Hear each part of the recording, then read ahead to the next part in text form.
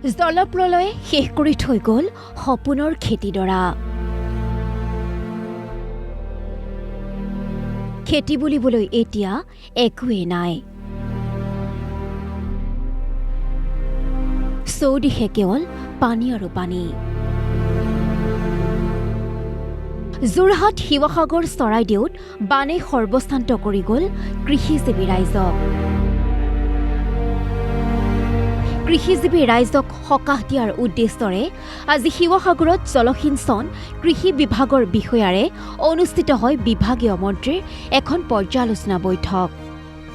শিৱসাগৰ জিলাৰ ৩টা সমষ্টিৰ প্ৰায় ১ লাখ পৰিয়াল প্ৰলয়ংকাৰী বানত আক্ৰান্ত হৈছে। ইয়াৰ প্ৰায় ৬০,০০০ লোকৰ নষ্ট হৈছে খেতি-বাতি। যিসকল লোকৰ খেতিৰ মাটিৰ পৰা পানী ওলাই গৈছে সেইসকল লোকক কৃষি বিভাগে প্ৰদান কৰিব কঠীয়া। যদি কোনো লোকে ধানৰ বীজ বিচাৰে তেন্তে সেয়াও সহায় কৰিব কৃষি বিভাগে। অৱশ্যে বহু লোকৰ খেতিৰ মাটিৰ পৰা পানী ওলাই নোযোৱাৰ বাবে কৰিব নোৱাৰিব কৃষি কৰ্ম। আমাৰ জিলাখনত ৩টা সমষ্টি আছে।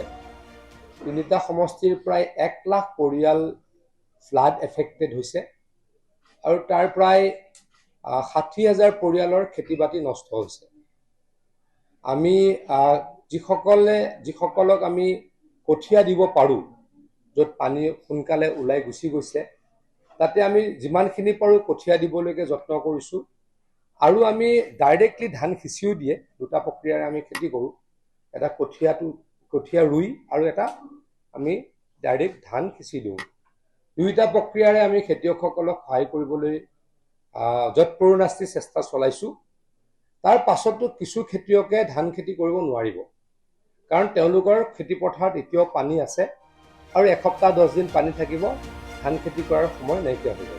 খেতিপথাৰত পানী থকাৰ বাবে বহু লোক ধান খেতিৰ পৰা বঞ্চিত হ'লেও বিশেষ উদ্যোগ লৈছে ৰাজ্য চৰকাৰে।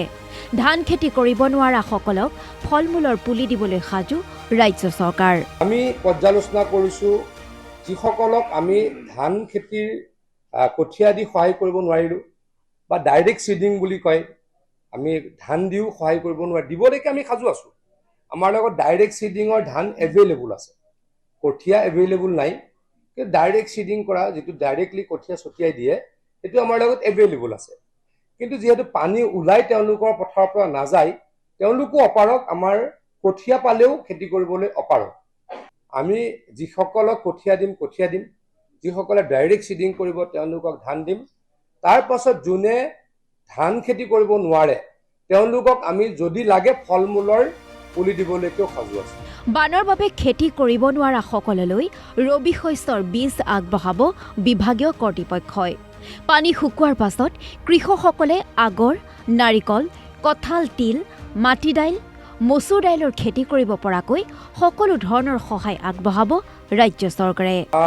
ৰবি শস্যৰ বীজ মানে ফল মূলৰ খেতি কৰোঁ। ফল মূল যদি কোনোবাই খোজে আমি আগৰৰ পুলি দিবলৈকে সাজু হ'ম, আমি নাৰিকলৰ পুলি দিবলৈকে সাজু হ'ম, আমি কঁঠালৰ পুলি দিবলৈকে সাজু হ'ম, আমি এপল বাৰ বুলি কওঁ, আমি যে এটা ডাঙৰ বগৰী, আমি সেইটো আমাৰ মানুহৰ ডিমাণ্ড আছে ইয়াতে, সেইটো দিবলৈকে আমি সাজু হ'ম।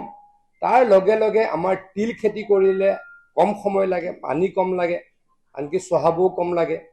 আৰু যদি আমি ব্লেক গ্ৰাম মানে আমাৰ মাটি দালিৰ খেতি কৰোঁ বা যদি মচুৰ দালি, মগুৰ দালি খেতি কৰোঁ, আমি সেইখিনি দিবলৈকে সাজু আছোঁ। কেৱল শিৱসাগৰ জিলাতে নহয়, বানে সৰ্বস্থান্ত কৰা চৰাইদেউ, যোৰহাট, গোলাঘাটৰ কৃষিজীৱী ৰাইজে লাভ কৰিব চৰকাৰৰ সহায়।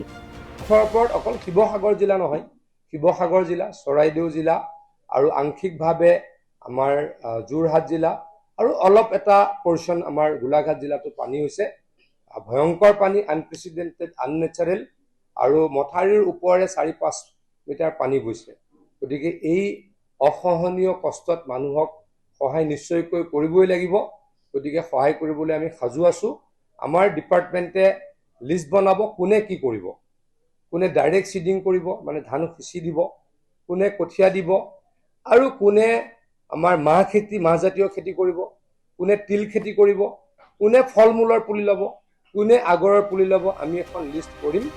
মুঠৰ ওপৰত বানে সৰ্বস্বান্ত কৰা কৃষকসকলক সকাহ দিয়াৰ উদ্দেশ্যৰে বিশেষ উদ্যোগ লৈছে ৰাজ্য চৰকাৰে।